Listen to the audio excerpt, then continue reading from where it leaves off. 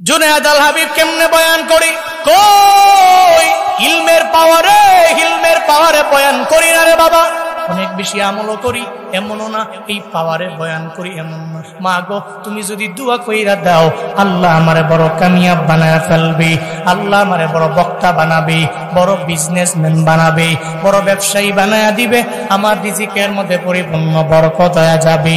মনে রাখবারে বাবা, তুমি যদি মায়ের দরবারে গিয়ে একটু দোয়া নিয়ে আগায়া যাও, তুমি যদি অনেক পরিমাণে দুর্বল মানুষ হয়ে যাও, দুনিয়ার কেউ যদি রাজিও না হয়, মায়ের রাজি তো একজন রাজি, চিল্লা বলো তার না। 6 বছর বয়সে মায়ের সাথে উমরা করার জন্য আসলাম। বাইতুল্লাহর মধ্যে আসার পরে আমার মায় আমারে তাওয়াফের জন্য নিয়ে যায় না, মাতাফের এক সাইডের মধ্যে আমার মায় আমারে দাঁড় করে রাখে। মা একা একা ঘুরে, একা একা ঘুরা মা একা একা তাওয়াফ করে, আমার এক সাইডে দাঁড় করে রাখলো। কেন? কয়ে বাইতুল্লাহর সম্মান বজায় রাখতে পারবা না, বড় দামি ঘর, এই ঘরের পবিত্রতা বজায় রাখতে পারবো না বলে আমারে মাথা ফের এক সাইডে দাঁড় করায় রাখে। মা একা একা ঘুরে ঘুরে তাওয়াফ করে, 2টা চক্কর দিয়া ওই জায়গায় আছে না নাই এটা দেখার জন্য যায়। ওখানে যাওয়ার পরে দেখে সন্তানটা ওই জায়গার মধ্যে নাই। মা বড় পেরেশানির মধ্যে পড়ে গেল। এতগুলা মানুষ, এই মানুষের মধ্যে যদি আমার ছেলে হারায়া যায়, আমি কোন জায়গায় গেলে তারে খুঁজে পাবো, এই চিন্তায় মা পড়ে গেল। যায়া দেখে রে আব্দুর রহমান নিজে একা একা ঘুরা ঘুরা নিজে তাওয়াফ করে। মায়ের ধমক দেয়, ধমক দিয়া নিয়ে মাথা ফের এক সাইডে আবার দাঁড় করায় রাখে। একটা পর্যায়ে এমন হলো, আবার মায়ে যখন 2টা তাওয়াফ কইরা সন্তান এনে দেখার জন্য যায়, ওই জায়গায় যাওয়ার পরে আবার আব্দুর রহমানের পায় না। চিন্তায় পড়ে গেল, ওই আব্দুর রহমান কোথায় গেল? তবে মনে তো এতটুকু আছে, সেতে বাইতুল্লাহ নিজে তাওয়াফ করার জন্য ব্যাকুল হয়ে যায়। মা যায় দেখে, যেটা মনে মনে ভাবলাম ওইটাই হয়ে গেল। ছোট্ট 6 বছর বয়সী বাচ্চাটা বাইতুল্লাহ কালো গিলাফ ধরে ধরে নিজে তাওয়াফ করে। মায়ে যায় বলে, সন্তান এই বাইতুল্লাহ কেন তুমি বারবার আসো? কেন তোমার মাথা এক সাইডে দাঁড় করে রাখছি জানো? এটা বড় দামি ঘর, বড় পবিত্র জায়গা, এটার পবিত্রতা তুমি বজায় রেখে চলতে পারবা না, তুমি এখান থেকে চলে যাও। আব্দুর রহমান জানায় দেয়, মা এই বাইতুল্লাহর প্রতি এত পরিমাণে মায়ায় পড়ে গেল। দুনিয়াতে কত ঘর আমি তাকায়া দেখছি, কিন্তু বাইতুল্লাহর মায়া আমার অন্তরের মধ্যে এত পরিমাণে গেঁথে গেছে। এই উমরা করনেওয়ালা হাজি সাহেবেরা, হজ করনেওয়ালা হাজিরা ওই বাইতুল্লাহর কালো গিলাফ দেখলে জীবনের প্রথমবার চোখের পানি ধরে রাখা যায় না। কেন ধরে রাখা যায় না? ওখানে বাইতুল্লাহ গিয়া বান্দা চিন্তা ভাবনা করে, এই যে বাইতুল্লাহর দিকে তাকাইলাম, আমার উপরে প্রায় 40টা রহমত আল্লাহ নাজিল করে দিল। এমনকি সরাসরি তাকাইলে 60টা রহমত আমার উপরে নাজিল হয়ে গেল।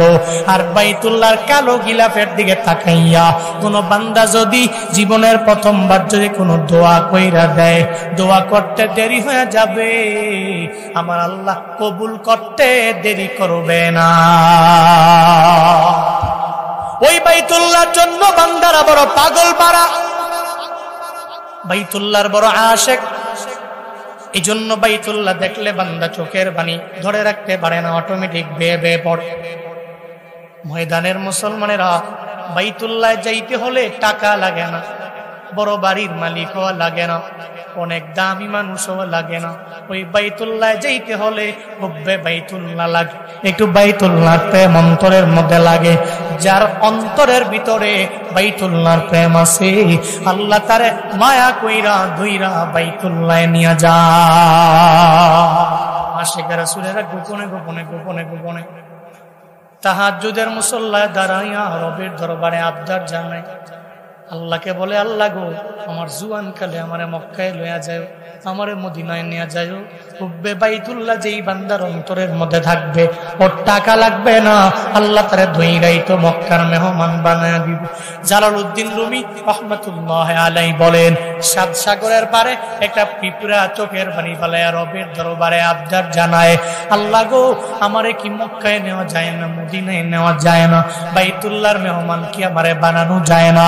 নবীর রওজায় গিয়া সালাম দিতে গিয়ে আমি পিঁপড়ার মন চায় না, পিঁপড়ায় কান্দে, সাত সাগরের কিনারে দাঁড়ায় বৈশা বৈশা চোখের পানি ফেলায় কান্না করে। আল্লাহ কয়, কবুতর একটু পিঁপড়ার দরবারে যাস না, আর এই পিঁপড়াটারে তোর পায়ের মধ্যে লস না, দইরা নিয়া বাইতুল্লাহ দেখায়া দেস না। আরো জোরে আল্লাহু আকবার। কবুতর আইসা বলে, এই পিঁপড়া, বিমান চলে আসছে, বিমানের মধ্যে ওইটা পড়ো, তোমার রবের রাজি বানাইলা বাইতুল্লাহ নেওয়ার জন্য আমি পিঁপড়া তোমার দরবারে হাজির হয়ে গে। কবুতর, আমি হাজির হয়ে গেলাম, আমার পায়ের মধ্যে কামড় দেও, আমি তোমাকে সঙ্গে করে লইয়া মক্কা মদিনা জিয়ারত করাইয়া নিয়ে আসি। আব্দুর রহমান সুদাইসি মায়ের জানায় দেয়, মা আমার বাইতুল্লাহ দেখলেই তো বড় মজা লাগে, আমার বড় মায়া লাগে। মায়ে কয়, বাইতুল্লাহ এত প্রেমে তুমি পড়ে গেলা, তবে আমি জানি মায়ের দোয়া নাকি আমার মাওলা ফিরে দেয় না। আব্দুর রহমান সুদাইসির মা সন্তানের মাথার উপরে একটা হাত রাখলেন, আর একটা হাত বাইতুল্লাহর কালো গিলাফের মধ্যে দিলেন, আল্লাহর কাছে আবদার জানাইলেন, ও দয়ার মালিক, আমার বাড়ি মক্কাতেও না, আমার বাড়ি মদিনাতেও না, আল কাসিম শহর থেকে উমরা করার জন্য ছেলেটাকে নিয়ে আসলাম। আমার আব্দুর রহমান এই বাইতুল্লাহর জন্য বড় পাগল হয়ে গেছে। আল্লাহ গো, আমি মায়ের দোয়া আমি জানি, বলার পরে তুমি ফিরাইয়া দিবা না। আমার সন্তানের মাথার উপরে একটা হাত রাখলাম, আর একটা হাত বাইতুল্লাহর কালো গিলাফের মধ্যে দিয়া দিলাম। আমি মায়ের দোয়ার বদৌলতে কি আমার আব্দুর রহমানের এই কাবার বড় ইমাম বানায়া দেওয়া যায় না। ওয়ালা তাজিদু কওমান ইউমিনুনা বিল্লাহি ওয়াল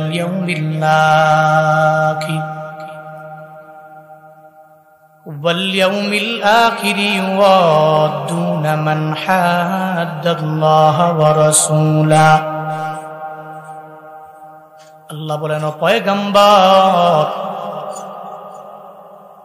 আপনি আমার বান্দাদেরকে পাবেন না যারা আল্লাহর প্রতি ঈমান আনলো, আখিরাতের দিনের প্রতি ঈমান এনে নিল।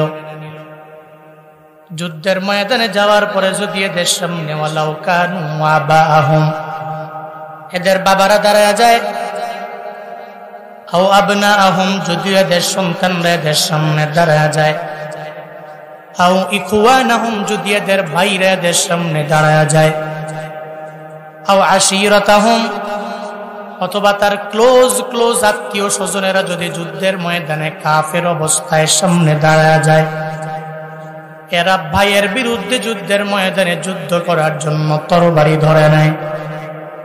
এরা তাদের বাবার বিরুদ্ধে, এদের সন্তানের বিরুদ্ধে, ক্লোজ আত্মীয় স্বজনের বিরুদ্ধে তরবারি ধরতে পারে।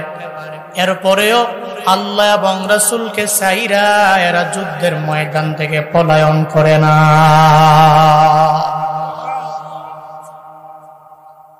আল্লাহ পাক বলেন,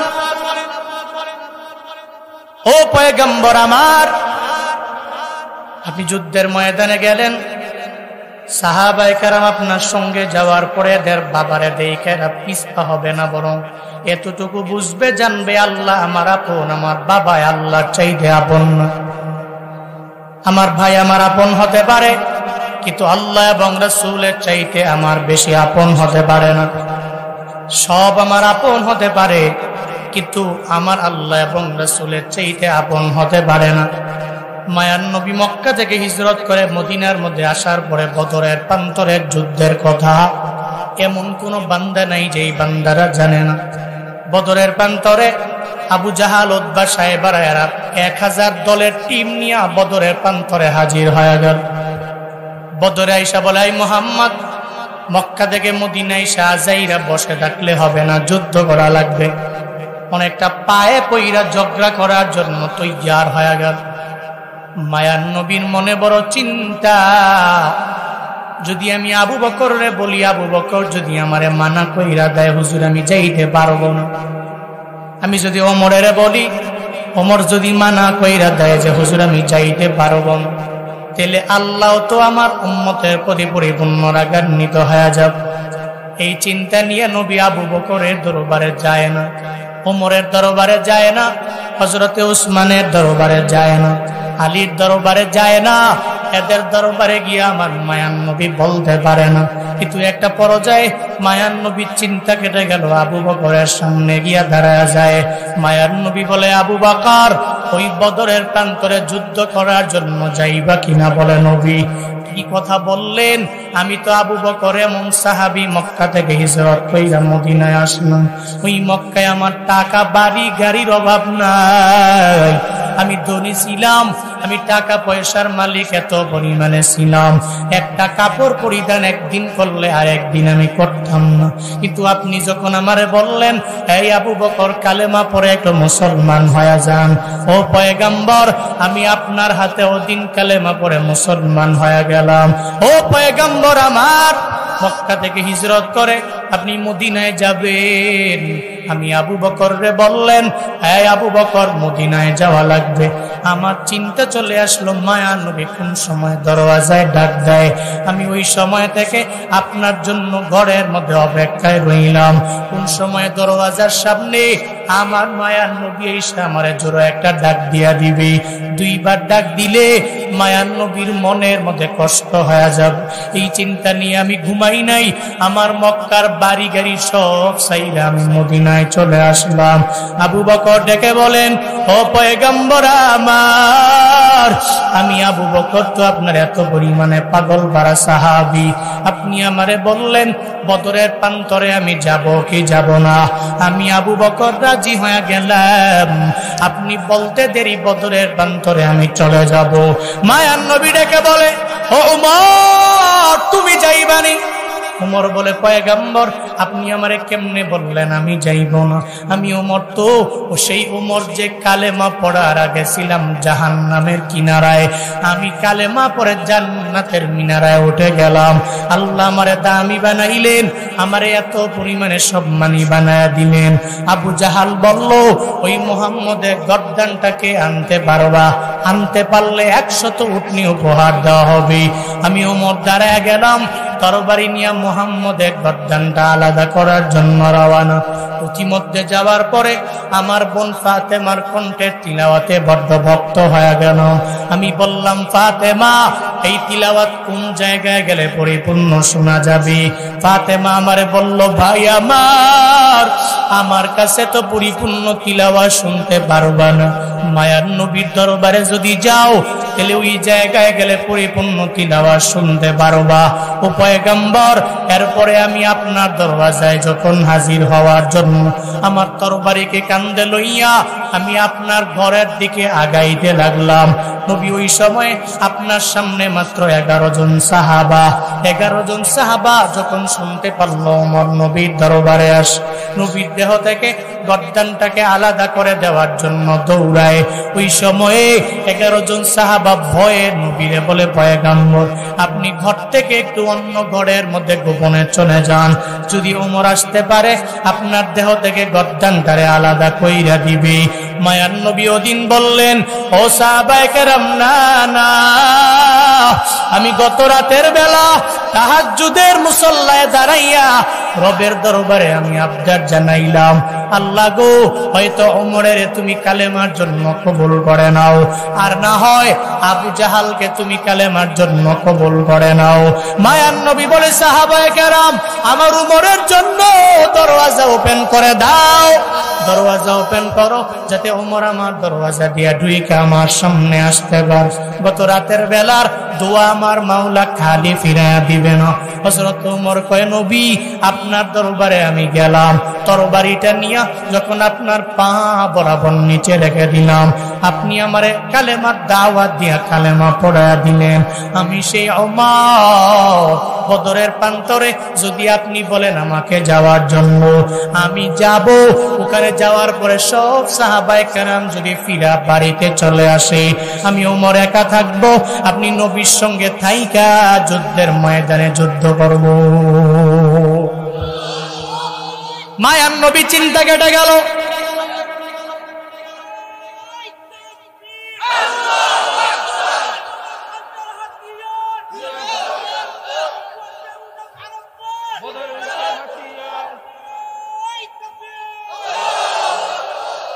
তাকবীর দিতে ভয় পাইছেন আপনারা?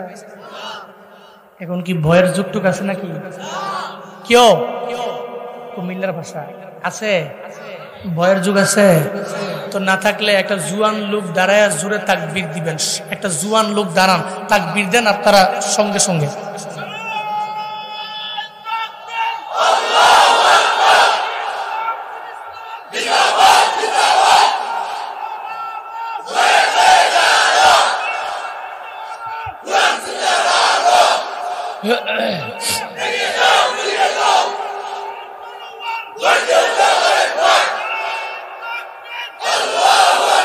নাস্তিকতা নিপাত যাক, দিন ইসলাম জিন্দাবাদ। নাস্তিকতা নিপাত যাক, দিন ইসলাম জিন্দাবাদ।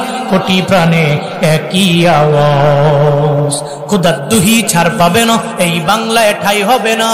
মুসলমানরা জেগেছে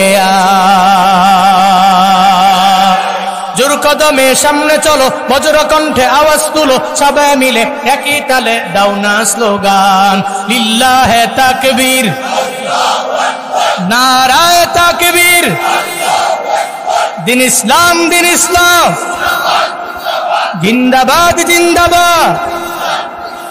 ইসলামেরই জন্ম দেশের হয়েছে জন্ম, ইসলামের বিরুদ্ধে গেলে দেশ হবে ভিন্ন। ইসলামেরই জন্ম দেশের হয়েছে জন্ম, ইসলামের বিরুদ্ধে গেলে দেশ হবে ভিন্ন। ইসলামের বিরুদ্ধে যারা নিয়েছে অবস্থান, এই বাংলায় ঠাই হবে না, যাও হিন্দুস্তান।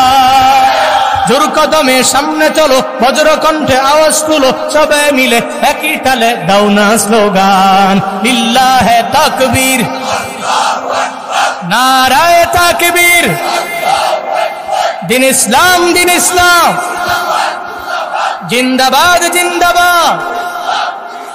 মুসলমানের এই দেশেতে ইসকনের ঠাই নাই, ইসকনের পক্ষে যারা এদের কোনো রক্ষা নাই। মিনান নাসি মান ইয়াকুলু রব্বানা আতিনা ফিদ দুনিয়া ওয়া মা লাহু ফিল আখিরাতি মিন খালাক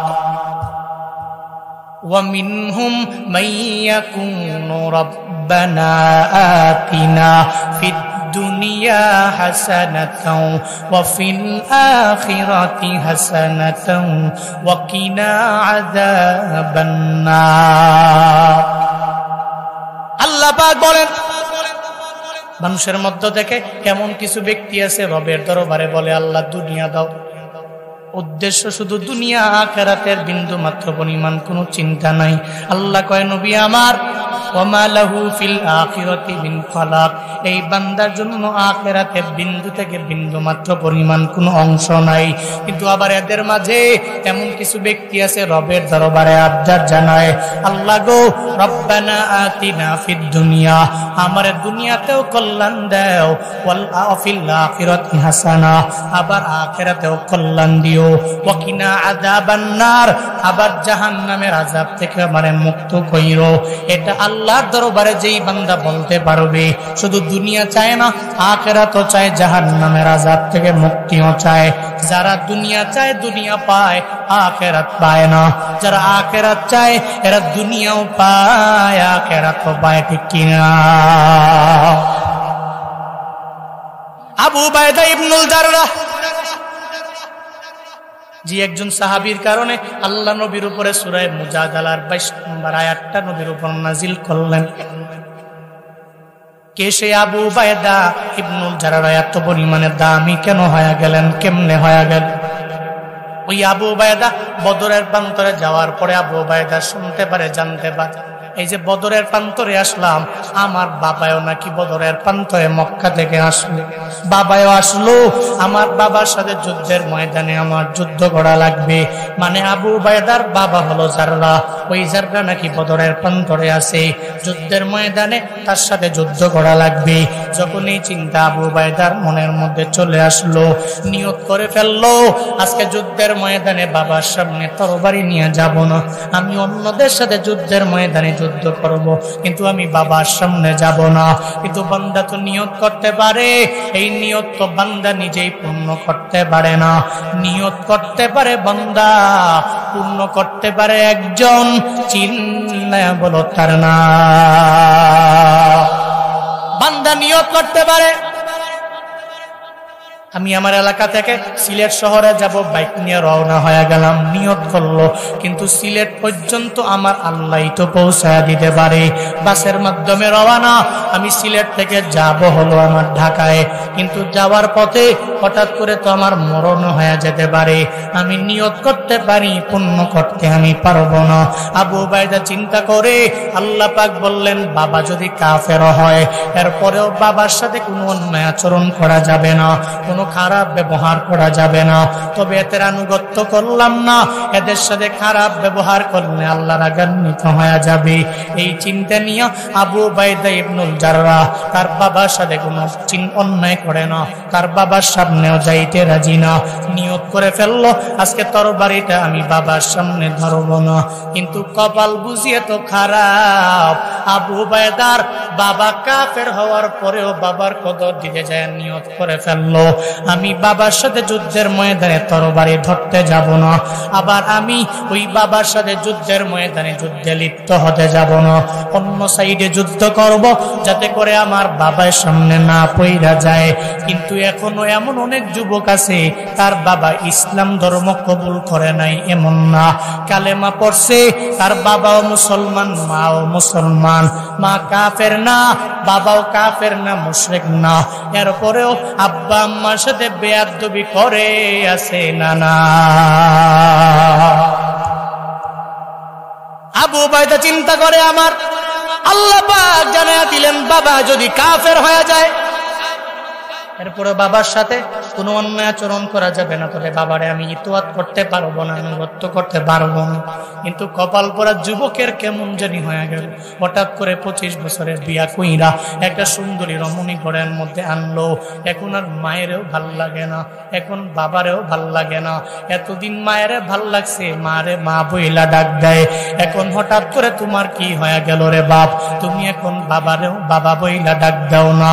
এই কপাল পরা যুবকেরা যদি মনে করো জীবনে উন্নতি সাধন করবা, সফলতার সর্বোচ্চ শিখর পর্যন্ত বান্দা তুমি যাবা, মনে রাখবা আজকে থেকে নোট করে যা বাড়িতে ডায়েরির মধ্যে উঠায় রাখো, পৃথিবীতে যারা কামিয়াব হয়ে গেছে সব হলো মা বাবার দুয়ার মাধ্যমে সম্ভব, ঠিক কিনা? এটাকে মাইনাস করে কিভাবে এই দেশটাকে একটু একটু করে দখল করার প্রলোভন দেখায়া দখল কইরা দেশটারে আমাদের আয়ত্তে আনা যায়। দাদা বাবুরা চিন্তা ভাবনা করছে ব্রাহ্মণবাড়িয়া নিয়ে যাবে, অথচ তুই জানে না পুরা বাংলাদেশ চলে, বাংলাদেশ দৌড়ায় ব্রাহ্মণবাড়িয়ার নাম শুনলে, ঠিক কিনা? এরা কয় ব্রাহ্মণবাড়িয়া আখাউড়া দিয়ে দাও, এই জন্যই তো লং মার্চ করেছে ওদিন, Dhaka to Akhaura long march করেছে। দাদা বাবুদেরকে স্পষ্ট দিনও আমি বড় এক ইসলামী মহাসম্মেলন থেকে জানিয়ে দিয়েছি, আমরা বাংলাদেশের মুসলমান, যদিও অস্ত্র নাই, যদিও কিচ্ছু নাই, আমাদের অস্ত্র লাগে না। গৌর গোবিন্দের অনেক চালাচা মুন্ডা ছিল, কিন্তু শাহজালালের পুণ্যভূমিতে শাহজালাল এসেছেন, ওনার তো অস্ত্র ছিল না, ওনার তো অনেক টাকা পয়সা ছিল না, অনেক বাড়ি গাড়ি ছিল না, ইমানের বল ছিল। ওই ইমানের বলের সামনে যদি তোমরা আসো, খুদার কসম করে বলি একটারেও ইন্ডিয়াতে মুসলমানি করানো ছাড়া ইন্ডিয়াতে দিব না, চিল্লা ঠিক কিনা?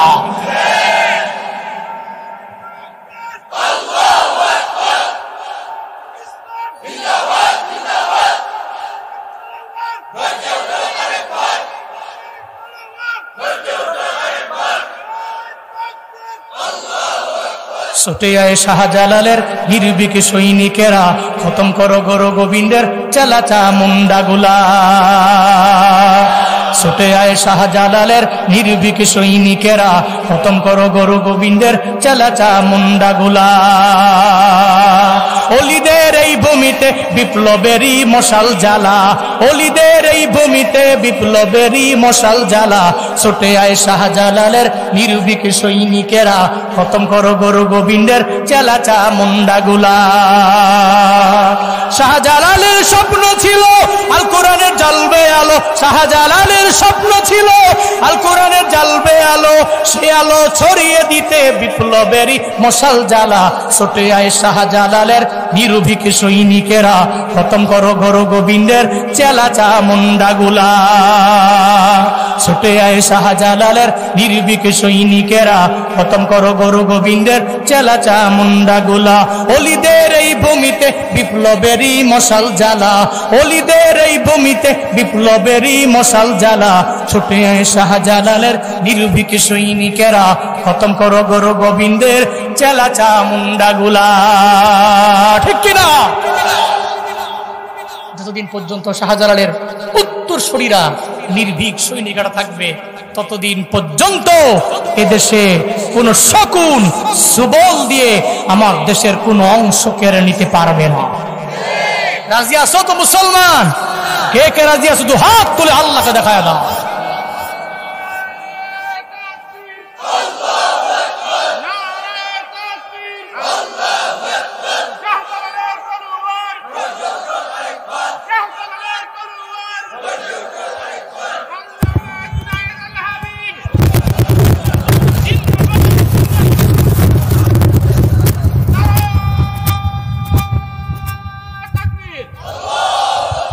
আল্লাহ এই জনপদকে কবুল করেন, আল্লাহ এই পুণ্যভূমিকে কবুল করেন। আল্লাহ আমার এই দেশকে, আউলিয়াদের দেশ, এই দেশকে আল্লাহ শকুনের সুবল থেকে রক্ষা করেন। চিল্লায়া পড়েন আমিন। রাগ করেছেন আপনারা? কষ্ট পেয়েছেন? মুশরিকদের অন্তরে মায়া নাই, কিন্তু মুসলমানদের অন্তরে মায়া। তোমরা আমাদেরকে কত কথা বলো, কত আঘাত করো, কিন্তু আমরা ফিরাইয়া দেই ভালোবাসা। ঠিক কিনা? যদি ফিরে না দিতাম তাহলে তোমাদের মন্দিরগুলো পাহারা দিতাম না। মুসলমানরা মন্দির পাহারা দিয়েছে, এমনকি মাদ্রাসার তুলাবারা কত দাম, সারাদিন কষ্ট করে ক্লাস করে ছাত্রগুলো রাতের বেলা না ঘুমিয়ে নির্ঘুম রাত কাটিয়ে মন্দিরের সামনে গিয়ে পাহারা দিয়েছে। মুসলমানদের দিলে মায়া আছে।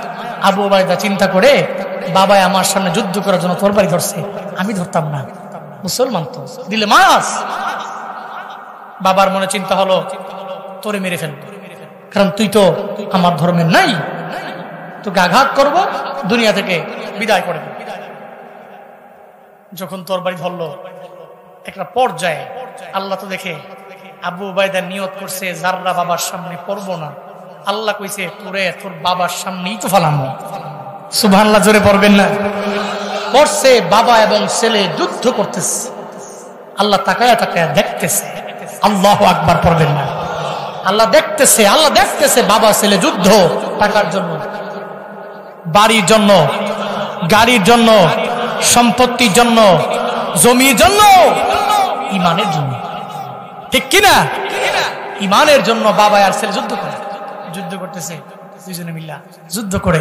আল্লাহ দেখে, আল্লাহ খুশি হইয়া নবীর উপরে সূরাতুল মুজাদালার 22 নম্বর আয়াতটা নবীর উপর নাজিল করে দেয়।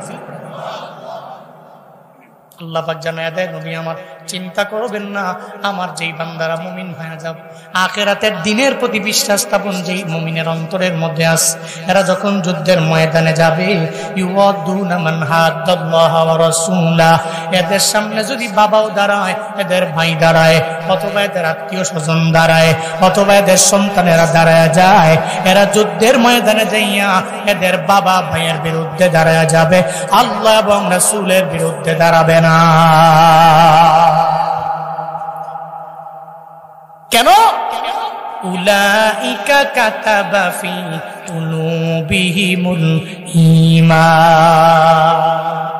এরা তো এমন, এদের অন্তরের ভিতরে আমি আল্লাহ ঈমানটাকে লিপিবদ্ধ করে দিয়েছি।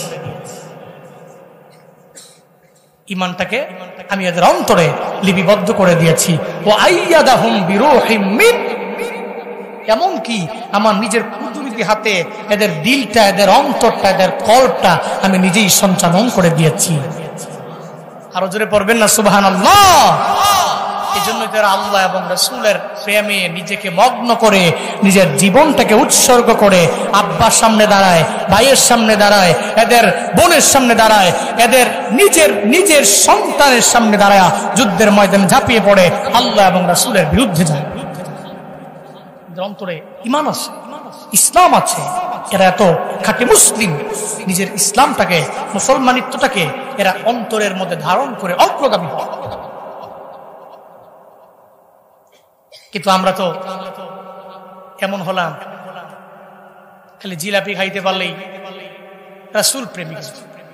কি জিলাপি খাইতে পারলেই রাসূল প্রেমিক? আমি তো নবী মিষ্টি খাইতেন পছন্দ করতেন, হালুয়া পছন্দ করতেন, আমিও খাই, এর মানে আমিও একজন খাঁটি আশিক।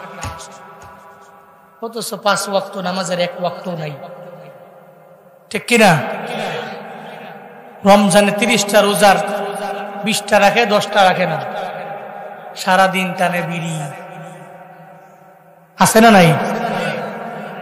গিয়া কয় দোহানে আমি আশিকে রাসূল। ভাবটা কি? আমি আশিকে রাসূল। আপনি কেন বলবেন?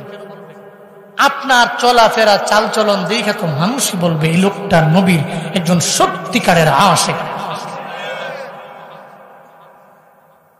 আর নবীর যে খাঁটি আশিক, জীবনে কোনদিন ওই ব্যক্তি অন্যের বিপদে খুশি হইতে পারে। মনে রাখবেন, যারাই অন্যের বিপদে হাসি দেয়, ওই বিপদে 1 বছর 2 বছর 3 বছর পরে আবার ওই বিপদই সে পড়ে যায়, বিপদটাই তারা আঁকড়ে ধরে।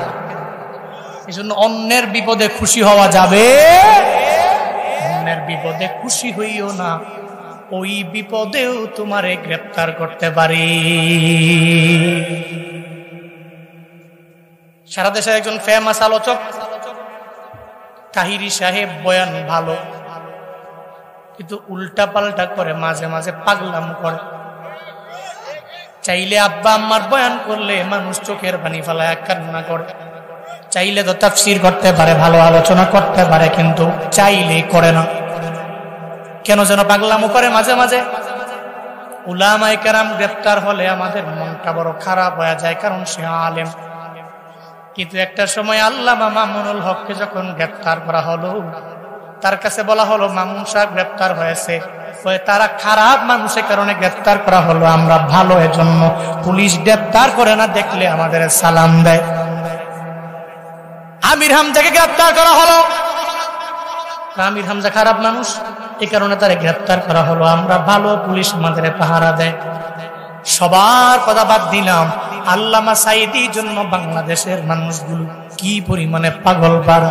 এই ব্যক্তির তাফসীর শুনলে কত পরিমানে মায়া লাগে, তাফসীর ছাড়া কথা বলে না, তিলাওয়াত কইরা কইরা কইরা কইরা ব্যাখ্যা কইরা মানুষগুলারে বুঝায়। সারা দেশে হিন্দুরা পর্যন্ত ওর তাফসীর শুইনা মুসলমান হয়ে গেল, দলে দলে দলে দলে কালেমা পইরা। যে সময়ে তোমাদের জন্ম হয় নাই, ওই সময় আল্লামা সাঈদী তাফসীর করে এই ময়দানটাকে চাঙ্গা করলো। ওই জায়গার মধ্যে সে বলা হলো সাঈদী গ্রেফতার হয়, সে নিজেই বলেছে সাঈদী গ্রেফতার হয়েছে, তো ভালো হয়েছে। যারা খারাপ তাদেরকে গ্রেফতার করা হবে, আমরা ভালো মানুষ, আমাদের গ্রেফতার করা হয় না। এখন যে গত 2 দিন আগে পুলিশ খালি তাহিরের দৌড়ায়, তাহিরি দৌড়ায় হাউট দিয়া পালায়, এর মানে বোঝা গেল ডাল মে কুছ কালা হে। ওপর দিয়া যতই বললেন পুলিশ আমাদের সাপোর্ট দেয়, পুলিশ আমাদের ভালোবাসে, মূলত পুলিশ তো আপনাদের মন দিয়ে ভালোবাসে না। কেন ভালোবাসে জানেননি? ওই যে টাকলা মুরাদের সাথে সম্পর্ক ভালো, ডিবি হারুনের সাথে সম্পর্ক ভালো, ওই ভয়ে পুলিশেরা সাপোর্ট দেয়, মহাব্বত করে। এখন ডিবি হারুন নাই, টাকলা মুরাদও নাই, এখন আপনাদেরও আর সাপোর্টার নাই, ঠিক কিনা? চিল্লা গো, ঠিক কিনা? এখন পুলিশ গিয়ে গ্রেফতার করে, এখন আপনি না ভালো মানুষ, তাহলে আপনার ধরে কে? আপনি দৌড়ান কে? আমি যদি ভালো মানুষ হই, আমার গ্রেফতার করবো কে? কেউ? আমি তো ভালো মানুষ। মামুন সাহেব খারাপ ছিল, গ্রেফতার করছে। আমির হামজা খারাপ ছিল, গ্রেফতার করছে। জুনায়েদ আল হাবিব সাহেব বিবারিয়া গ্রেফতার করছে, খারাপ ছিল, গ্রেফতার করছে। তো আমি তো ভালো, আমি ভালো, এখন আমার পুলিশ দৌড়ে কে? কেউ? এই জন্য কারো বিপদে খুশি হইও না। জীবনে বিপদে খুশি হইলে বিপদ তোমারে কোনো একদিন আঁকড়ে ধরতে পারে। আলেম গ্রেপ্তার হলে কি আমাদের ভাল লাগে না? ওদিন তো এক বক্তা বলছি, আমি তাকে আলেমই মনে করি না, আমি তাহিরিকে আলেমই মনে করি না। এক বক্তা অলরেডি বলেছেন এবং মশহুর একজন প্রসিদ্ধ আলেম। কিন্তু এরপরেও আমরা শুনেন, আমরা চাইলে উল্টাপাল্টা করতে পারি, ভোং বাং করতে পারি। সামনে মিডিয়া থাকে, ফেসবুক পেজ আছে, ইউটিউব চ্যানেল আছে। এই পোলাপান গুলো খায়া না খায়া সারাদিন দৌড়ায়, ভিডিও নেয়।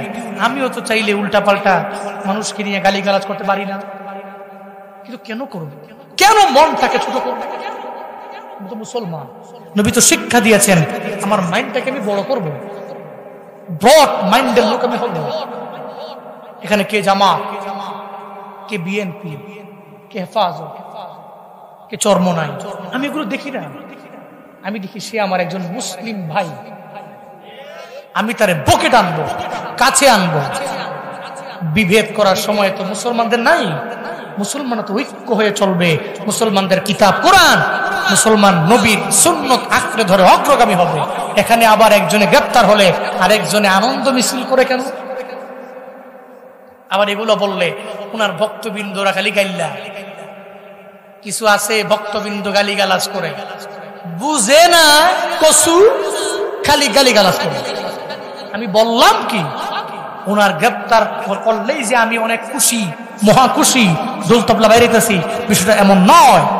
কিন্তু উনি যে একটা সময় এমন করলো, যে ব্যক্তি খারাপ তারা গ্রেপ্তার করছে, আমি ভালো, আমারে করে নাই, এই কথা কোনোভাবেই জীবনে কোনোদিন কোন আলেম হয়ে আরেকজন আলেমের বিরুদ্ধে বলতে পারে নবীর শিক্ষা নয়। এই জন্য খাঁটি আশিক রাসূল যারা যারা নবীকে মহব্বত করে ভালোবাসে, তারা আলেমদের মাঝে বিভেদ হয় এটা চায় না। সব ঘরানার আলেম যদি এক টেবিলে বসে, সত্যিকারের আশিক রাসূলেরা চোখের পানি ফালায়া কান্না করে এবং প্রত্যেকটা আলেমের জন্য দোয়া করে। এই যে আজহারি সাহেব দেশে আইসা এক টেবিলে নিয়ে বসছিল না, সবাইকে নিয়ে, সুন্দর লাগে নাই? কথা বলো না কেন, সুন্দর লাগে নাই? যাদের অন্তরে ইমানের প্রতি ভালোবাসা আছে, ইমান আছে, ইমান, উলামায়ে কেরামদের প্রতি মহব্বত আছে, ইসলামের প্রতি মহব্বত আছে, এরা জীবনে কোনোদিন উলামায়ে কেরাম একজনে আরেকজনে গাইল্লা গুতাগুতি করুক, মারামারি করুক, এটা চায় না। এরা চায় প্রত্যেকটা ঘরানার আলেম গিয়ে এক টেবিলে বসুক, এরা এক টেবিলে এক প্লেটে খানা খাক, আমার দেশটা সোনায় ভরপুর হয়ে যাবে। আল্লাহ এমন একটা দেশ দেখে আমাদের মরণ দিয়েন। আরো জোরে পড়ে না আমিন। আল্লাহ পাক বলছেন উলাইকা কাতাবা ফি কুলুবিহিমুল ঈমান, তাদের অন্তরে ঈমানকে লিপিবদ্ধ করে দিয়েছি আমি রব। এমন কি তাদের অন্তরটাকে আমি আল্লাহ নিজ হাতে সঞ্চালন করে দিয়েছি।